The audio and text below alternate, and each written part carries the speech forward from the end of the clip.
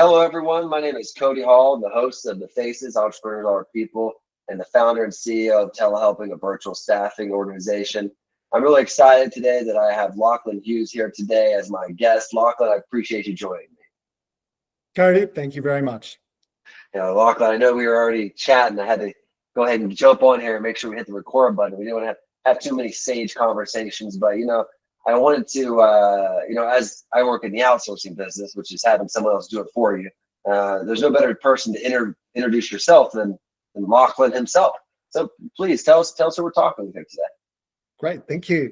So my name is Lachlan Hughson. I'm the founder of 4D Resources Advisory. Basically, I started that business after an investment banking and corporate career when I realized that what we do in finance, we often get to the wrong answer a lot more often than we get to the right answer. And that's not because people aren't smart, they're not motivated to really achieve the best results and get to that right answer. It's because the tools we use, which is primarily Excel, it's just not nearly as dynamic as it needs to be in today's world. And yet there are a number of simple Excel add-ins that we can use to convert Excel from what I call a two-dimensional static tool to being a three-dimensional, four-dimensional, very dynamic tool. And what that then allows us to do is get a lot better information, greater insight, and make better decisions. So that's my primary business focus, is helping boards, executives, and investors upgrade the finance function and make better decisions. That's great.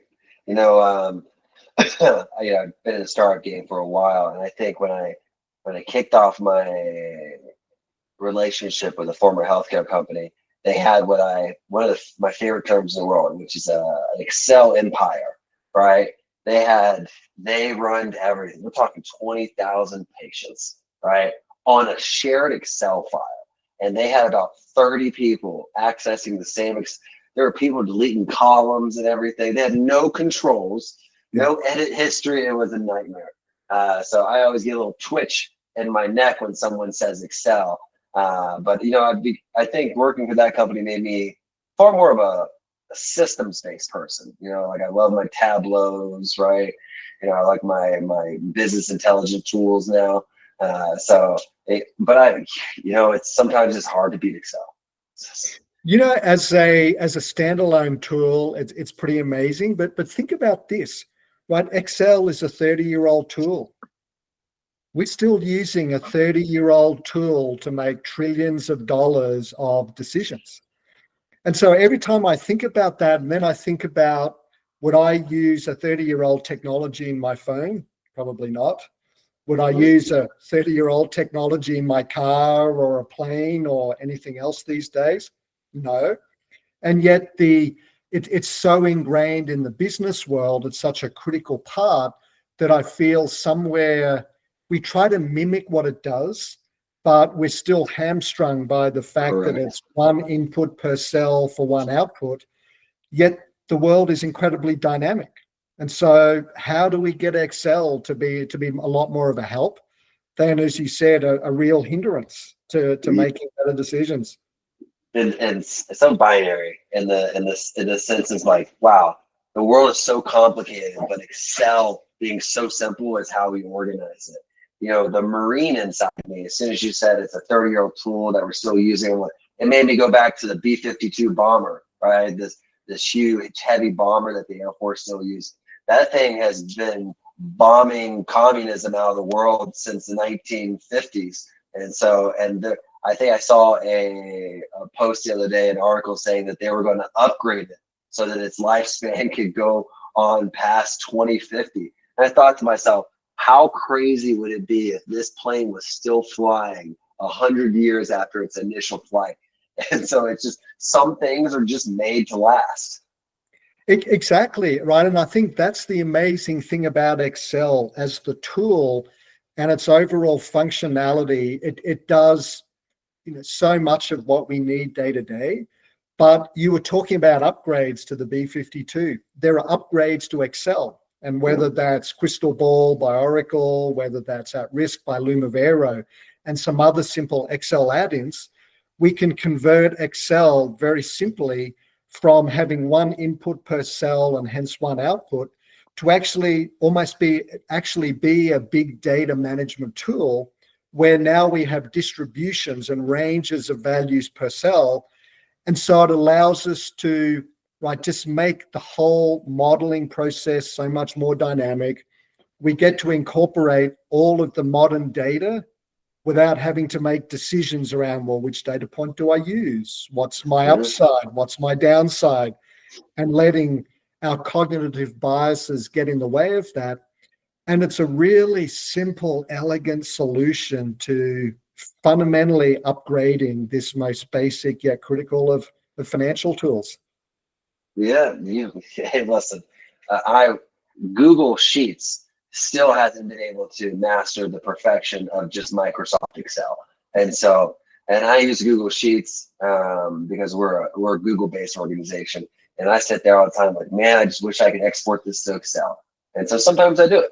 But, I think that's, the sentiment of what we're talking about is some things just hold truth in life, and they're timeless because not the function that they do, but the continuous value that they provide via time or task. And that's one thing I want to jump in first, because we always jump into the business thing on podcasts. Everyone's talk business, and I'm a business to the core. But I think what makes us sometimes the best human beings is who we are as people. So tell me who Lachlan is. Tell me about the Excel of Lachlan. What does he do when he's not investment banking and telling people how to build empires? So, and maybe now we're getting into the operating system.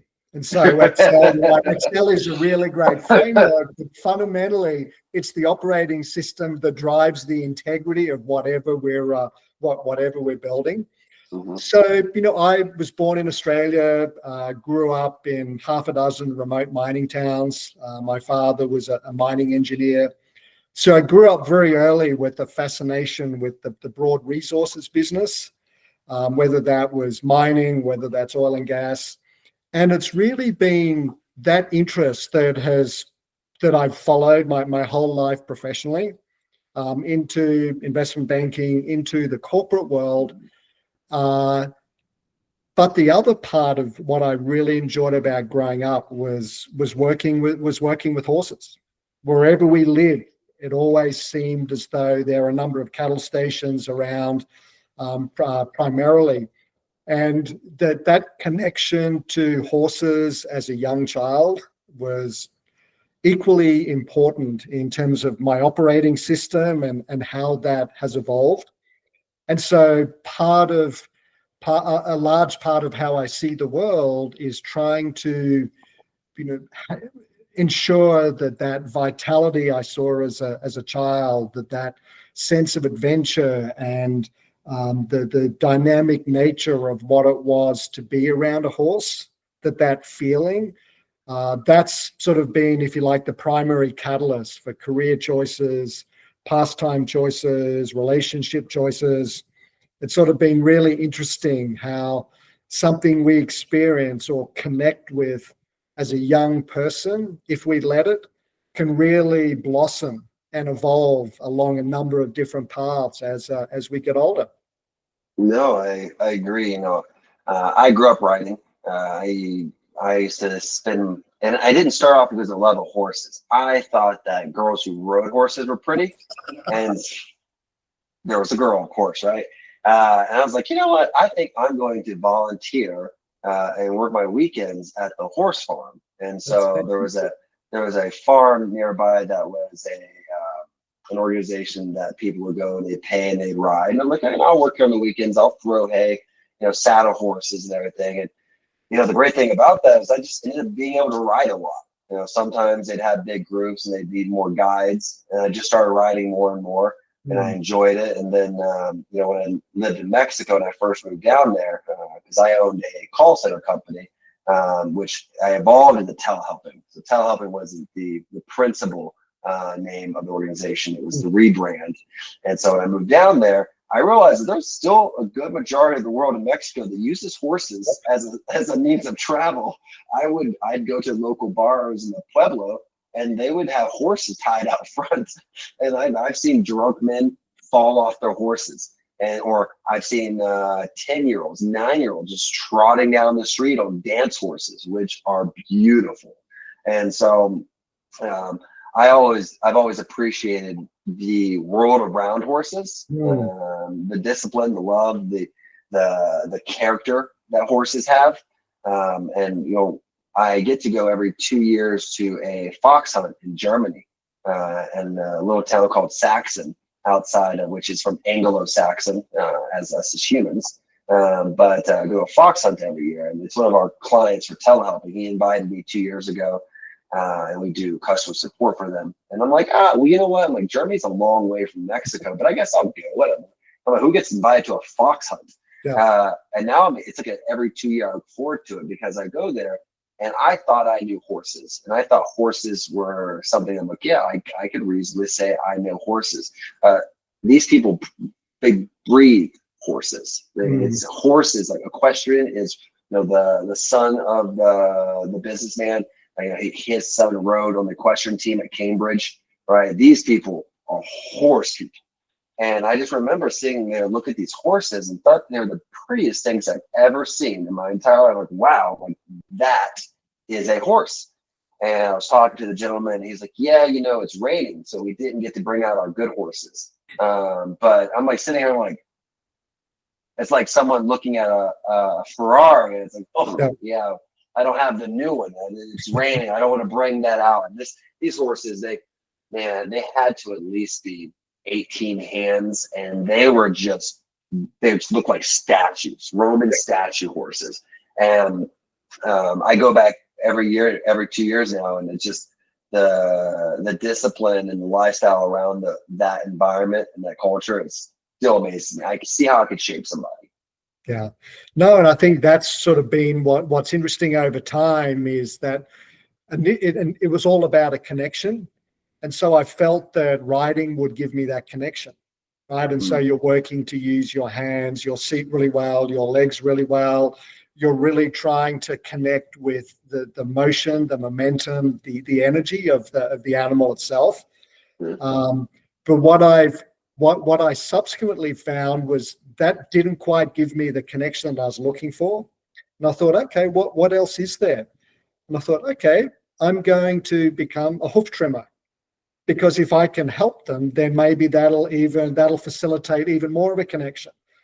So then I became a hoof trimmer, got certified, learned all about the leg, all about the hoof capsule, everything up to the knee.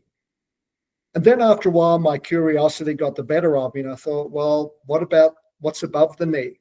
Which took me into the musculoskeletal system and took me into equine massage. And then as I was working with the physical body, that then took me into the energetic body. So Reiki and acupressure. And it's been fascinating, just that part of the experience of working with horses and seeing their traumas, and connecting with them in a way that they start to almost open up more to you. They trust you. And just watching the healing process that can come from when they have a sense of, okay, you're with me, you're part of my herd, however big that herd is. And especially here in Colorado, there are a lot of Mustangs, from the BLM. They've been rounded up, they've been treated fairly poorly and roughly. And yet watching how much they will change and become gentle and be able to find their forever home when we as a human pay attention to what their most basic needs are, whether it's, trimming them properly so their feet work and body pain starts to go away, or energetically helping them remove traumas from their body. Yeah, So I don't think we been a see real journey that way. we don't see sometimes when we domesticate an animal, right? Something that the horse, they do in the wild, they do really well at taking care of themselves, right? You put them inside a stall, right? And they're staying there, and now all of a sudden they need you to do everything they otherwise would take care of in the wild. And that's a great euphemism for business in itself. Oftentimes entrepreneurs, and I'm guilty of this myself, we always think like, oh my goodness, if I step away from my business for 2 seconds, it'll fall apart because it needs me, right? And there are businesses and there are situations where that's 100% true. Yeah. But I think that if we find that, and I've learned over time, is if you have a good team, right, you're able to step away. And that's one thing that I get to see a lot of people do in my industries, because most people we work with are 85% are single business owners. And so when they bring someone, oftentimes their virtual assistant is their first employee, right? And they're like, oh, I've never stepped away from my business. And some people get addicted to it. I have clients that were working 60+ hour a week. Now they work 20 hours a week because their virtual assistant works the other 40 for them. And they're like, yeah, I'm just going to go to the beach. I had this one client, I swear he doesn't work at all. And that's one thing that we do, is sometimes that we get so wrapped up in thinking something needs us, like the horse needs us, and we forget that the horse needs us because we made the horse need us. Yeah. No, I think that's exactly right. And there are a lot of, you're right, by domesticating them, we now have to do a lot for them. So they don't move as much, coming back to being a hoof trimmer. It's really interesting that the hoof will function normally and we won't get any of the pathologies or very limited pathologies, but it's the lack of movement that we impose on them that now causes all of these problems. And to me, it's sort of very interesting if I then look at the human world, that we've done a lot of similar things in terms of, as we've domesticated ourselves and as we're really focused on our business, and maybe putting health aside until we can, well, I'll get to that. And you know what, I'll go to the gym tomorrow and I'm maybe not going to move as much as I need to. Yeah. Or, I feel something inside, but I'm just going to push that down because I have to take care of this business now. And it sort of gets tucked away a little more deeply, to a point where when it does come back, it's a much bigger problem.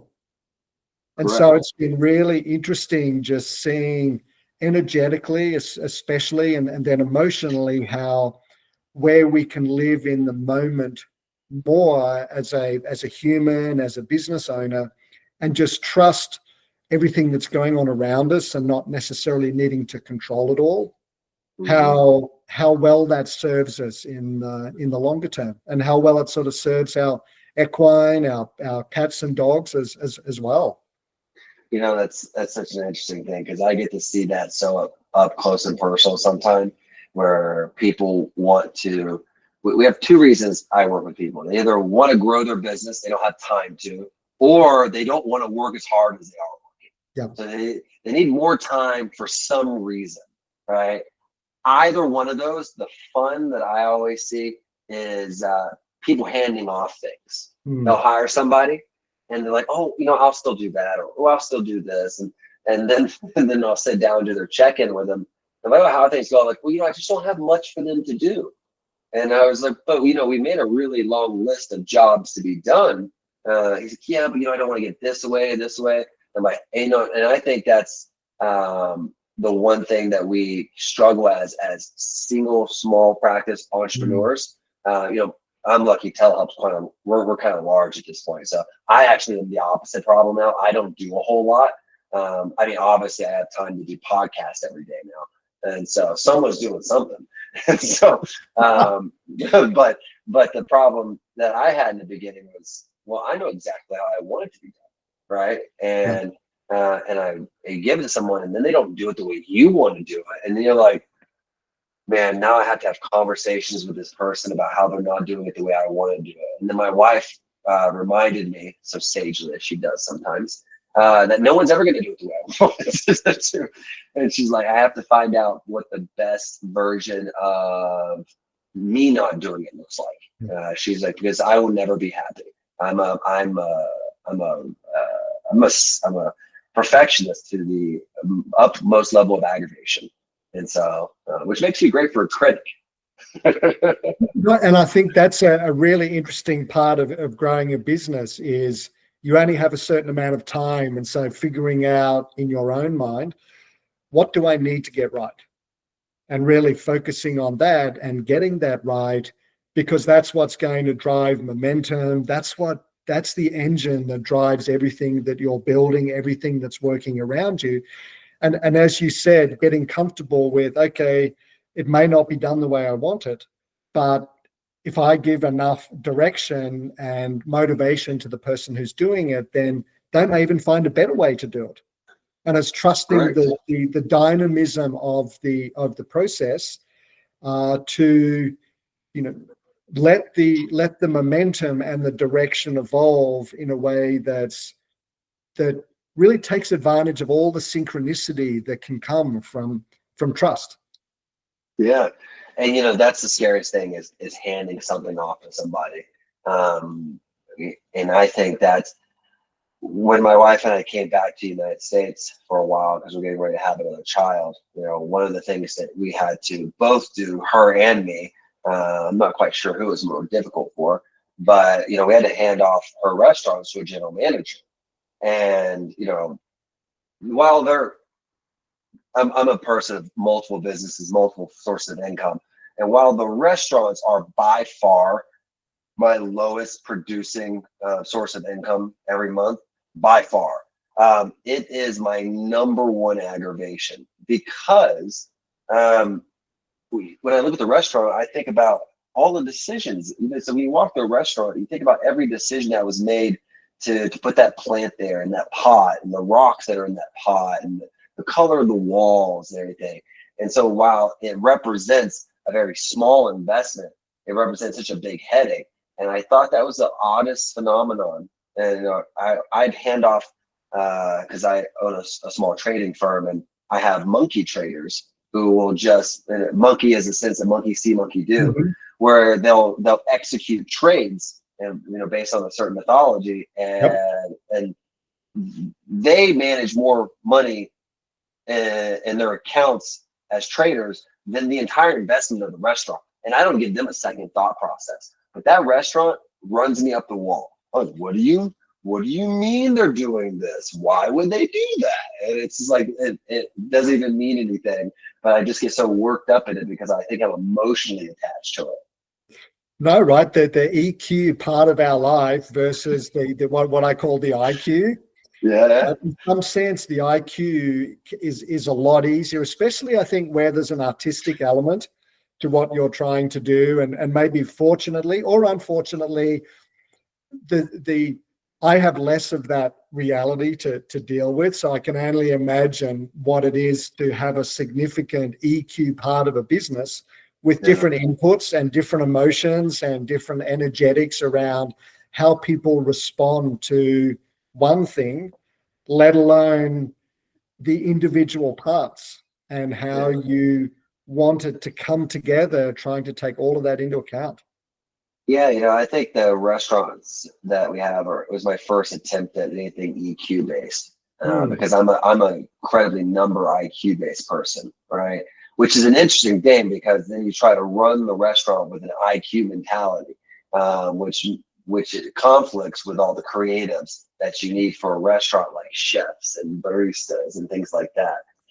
So I always thought that was an interesting conflict, but I think business, that's what I like trading, a big trader. And I was joking with my friend who runs the firm with me. He does it full time. He's one of those people who their decision making that you do in business, and then your decision making in your personal life, the logic behind them. When you're making a money decision, right? It doesn't matter if it's business or personal. You're making a decision that where's the value? Like, what value am I getting from this decision? Dollar for dollar. And so I'll sit there and I'll watch a person assume, thousands of dollars in risk for a trade, right? And completely okay that if it doesn't work out, completely okay. However, that same human will fly Frontier and try to not have to pay for a checked on bag. Yeah. And so I was sitting, I'm like, you'll risk, we'll call it, an arbitrary number. So you'll risk $5,000 for a trade, but you will not spend $50 for a carry-on so that you can have all your stuff. And I'm like, I was like, that doesn't make any sense to me. He's like, well, as long as I get there, that's all I care about. I just want to get there. I was, it's funny seeing people make those decisions. It is. No, right. And I think back, to similar experiences, everybody, and I think that's what makes the EQ part of life so interesting, is just different people have different ways of seeing the world. And some of that could be trauma. Yeah. That they don't know of. Some of it could be some sort of an ancestral or a cultural dynamic that is now inconsistent with where they live. And so it really is interesting. And I've found that I've had to be a lot more aware of that in terms of whether it's watching, whether it's listening, and what my equine friends have taught me, just feeling into a situation of what is actually going on here, rather than letting my IQ, which is based on relatively a very limited number of experiences, trying to decipher it for me. No, and I think that it comes back to talking about how we were raised, trauma. I grew up fairly unprivileged, and we lacked a lot of resources. One of them was money, and so when I look at life, the way I approach it now is I always, regardless of the word need, is so far from me. Right. Yeah. I have what I need. It's so far away from my everyday thought process. But my actions say that I'm always worried about need. And so, like I will, drive a 6-7 year old car because it works. But like I always make sure like things like foundation, like homes, I have no problem spending plenty on the homes, right? And I'll have an argument. I said, well, we don't need all this space. I'm like, yeah, but we want all this space. It's a home. You can never go wrong with investing into a home, right? You're just gonna have more house. And but a car, like, woo, it runs. It's a good truck. I'll keep it. Right. And some people will do the exact opposite. You'll see a magnificent new BMW or a Maserati or a Ferrari, and you see where it gets parked, and the disconnect goes the other way. And their perspective is, look, I don't really care about my house. What I care about is how my car fulfills my needs, whether it's internal needs, whether it's the external perspective that you're trying to portray. And I think that's what makes human beings such an interesting species, and why working with them directly, especially in something around money, is such a fascinating experience, but also one that you really have to listen and pay attention to really understand what drives the person that I'm interacting with. And once I know that, how can what I do, the service, the solution I provide, how can that really connect with them in a way that is going to be really positive for them? Yeah. And I'm sure that's a part of your process too, especially trying to figure out what drives a person. I always say, once I figure out what motivates a person, the rest is history. Right. Like I now know that I can fit them into my mission and drive them the direction I need them to drive, or as I would prefer, them drive the direction I need them to drive. Right. Talk to me about that process when you're working with these businesses. How are you sizing up and filling up people as you're gearing up to work with them? Yeah. So a large part of it is just, I think you make that first connection, and that can come through a cold call, that can come through a reference, that can come through just a conversation at a conference or something like that. And really, I find the first part of it, it's listening. And it's not just how they think business wise, or what is the problem that they're wrestling with that they've been unable to solve. It's also personally, how do they think about life? What else do they have going on? And so I found that And this was something I had to learn, and it takes time to learn, but just getting that connection to a person and showing them that the reason you're doing this is primarily to help them. Secondarily, your compensation, your role, that's important to you. But if you're providing advice and you're trying to help somebody with a problem and show that you have an innovative solution to that problem, right? It's not about you. And most people assume once you get to a certain level of experience, position, okay, I know that the IQ part of the process in place. You probably have the ability. If you're doing it on your own, there's a very good chance you wouldn't have done it unless you're very comfortable in your skill set and your experience. And so it very quickly becomes, well, how would we work together? How can I trust you to give me something in a way that will make me either look good depending on where I am in the organization, or if I'm dealing with somebody who's a lot more advanced in their career and they're thinking about a legacy, how can this solution, how can doing something differently really be part of your legacy? And so, yes, the problem is an IQ problem, which I think is probably maybe upwards of getting close to 50% in totality. But the other 50% has nothing really to do with the problem.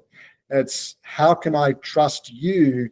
Why do I want to work with you? Why do I want to share my time with you and what you bring versus somebody else?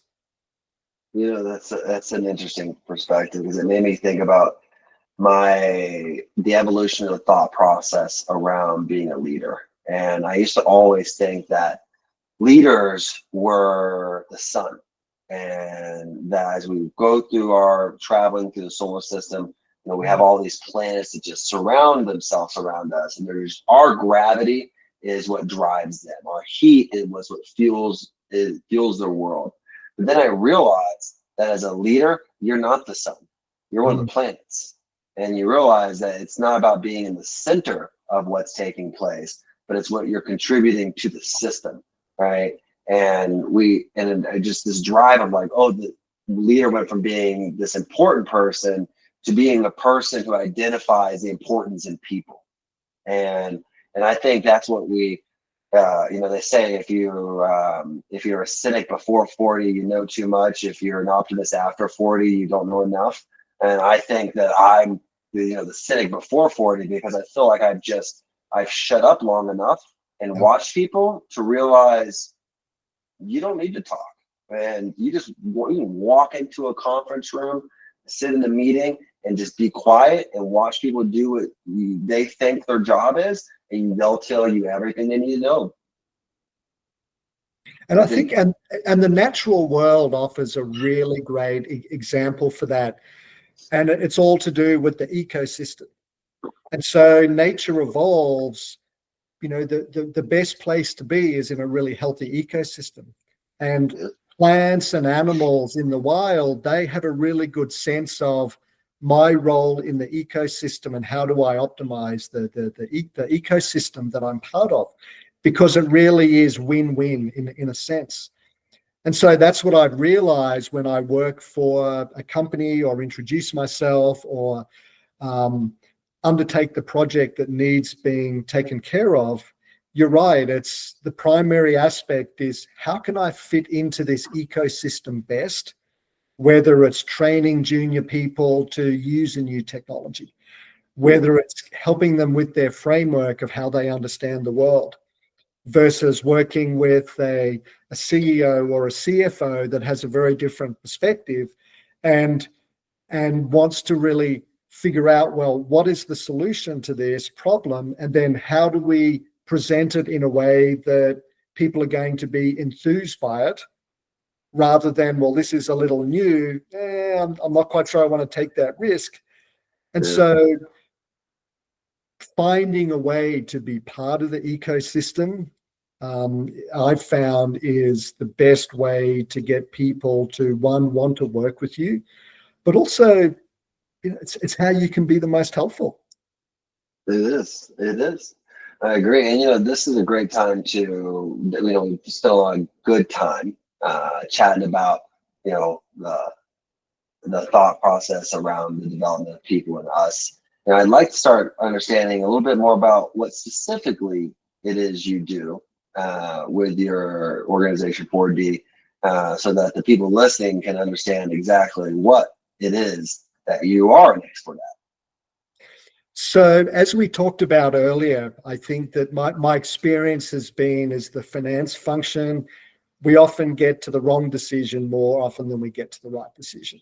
And why is that? As we chatted about, it's because we really never get to include all of the data that we need in our financial models. And financial models, rightly or wrongly, they're the tool that we use to calculate the numbers that we need. It's the data that goes to senior executives and boards and investors. Yeah. And so that's the reality of the framework that we're working with. And yet there are a number of Excel add-ins. The one I use is At Risk by Lumivero. And what it allows me to do very simply, very easily, is now incorporate a lot more data into my financial model, into a particular cell. It allows me to now better define the relationships between the input variables. And it means that the output, the analyses that I get, the ratios and formulas that I calculate for really important outputs, that rather than getting one value and having to do that monkey see, monkey do 10 times to get this range, I actually now get a distribution of values which has taken into account the variability in all the inputs and the relationship between those. And so now when I present that material to the person who's using it, now they have a sense for what is the likelihood of a particular outcome. And so we think about the sensitivity analyses that we would do. We have our page and we color our numbers, and green is good and yellow is okay and red is bad. Directionally, that's correct. But we actually have no sense for what's the likelihood of any of these values.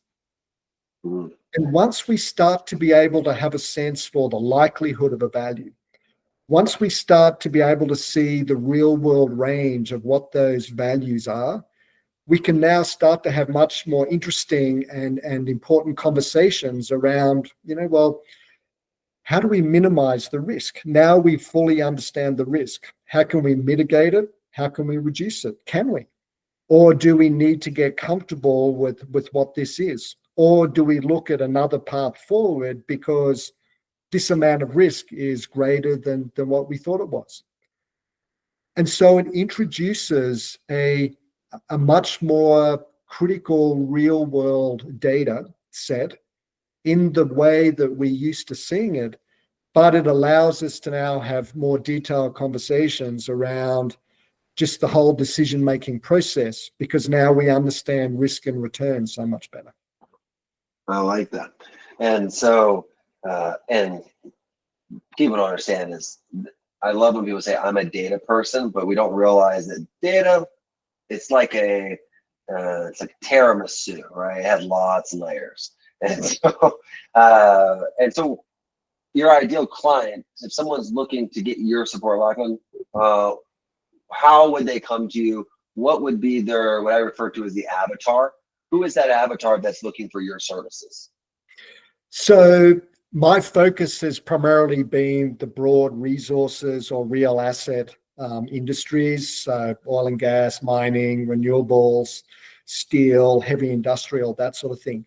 But this approach really applies across all industries because, as you've said, there's so much data out there now.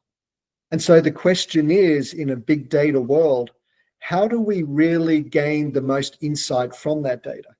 And so this is a tool that allows us to do that a lot better than we've ever been able to do it before.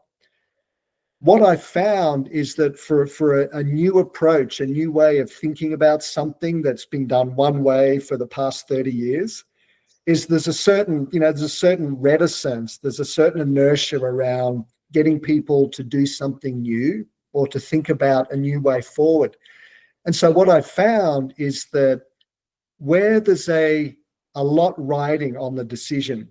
So whether it's mergers and acquisitions, whether it's raising capital for your company, whether it's getting a partner, a financial partner, decisions that are going to have a material impact on your future wealth, the future success of the company, that's where something like this can actually add a lot of insight, and somewhere it's worth getting that insight because the decision is a one-off or a very unique decision that you need to get right. Yeah, it takes me back to a quote by Jeff Bezos, and he says, "My goal every day is to make 1 to 3 good decisions." All right, like 1 to 3 good decisions, and I find that us as entrepreneurs in our own non-Amazon multi-billion-dollar company, we're really just trying to make a couple good decisions, and then tomorrow we'll have a couple other decisions we'll have to make that are compounding on the decisions we make today. And so, Lachlan, that's a beautiful way of looking at it, and the importance of, I think I preach it to people all the time when they're reviewing reports. They're like, "Well, this is what the report's saying." I'm like, "Well, okay, well, where did that information come from? And how valid is that information? Is it within acceptable tolerances of what we're looking for? That's going to give us the output who we are now saying is not an acceptable tolerance." Right? And so it's a beautiful perspective. Look, and that's exactly it. And it's previously we've been willing to live with not having to fully appreciate the certainty around the data that we use to make a decision. We would do our best job to say, okay, I think I'm pretty close to what the population of data looks like. I'm pretty close to what the ranges are. And that's because that's all we could do, because Excel as a standalone tool never allowed us to run the iterations using Monte Carlo simulation. There was never an easy way to run 50,000 iterations to come up with this simple range of values that we fundamentally need to make better decisions. And technology has evolved to a point where we can do that. And whether that's a young analyst or an associate learning it for the first time, or it's a board member or a CFO wanting to really upgrade their process to make it a lot more rigorous.